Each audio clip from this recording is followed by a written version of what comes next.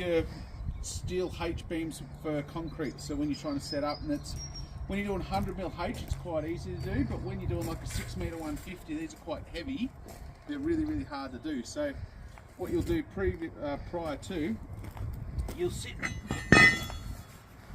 4 of these in, and then you'll whack them down with a big mash hammer.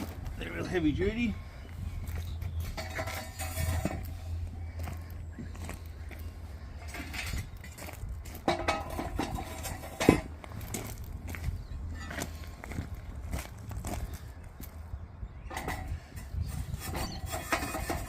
So then you'll whack them in with a mash hammer. Then what you do to get your jig nice and level, because we're on a fall of concrete, lift it up.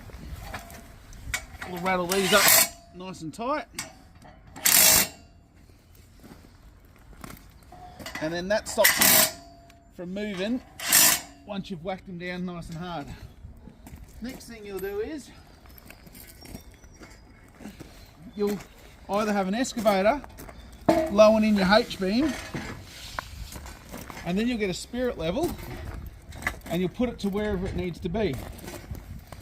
Once you've done that, you'll flip this little cover over, then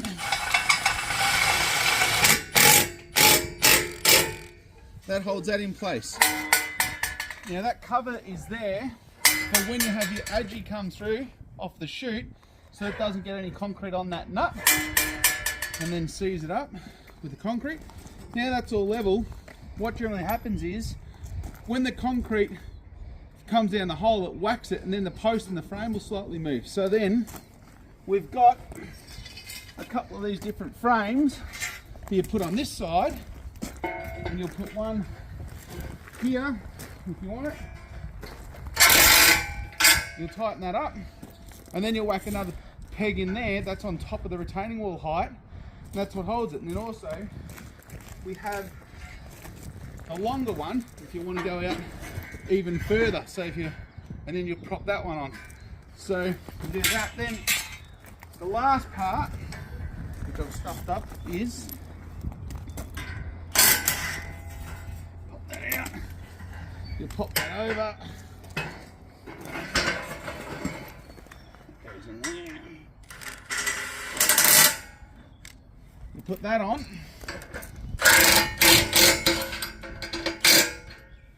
That will stop the sideways movement when the concrete hits it. It's all rigid and solid. And then that one up there helps stop that ways movement and a bit of the sideways movement at the same time. So that's it.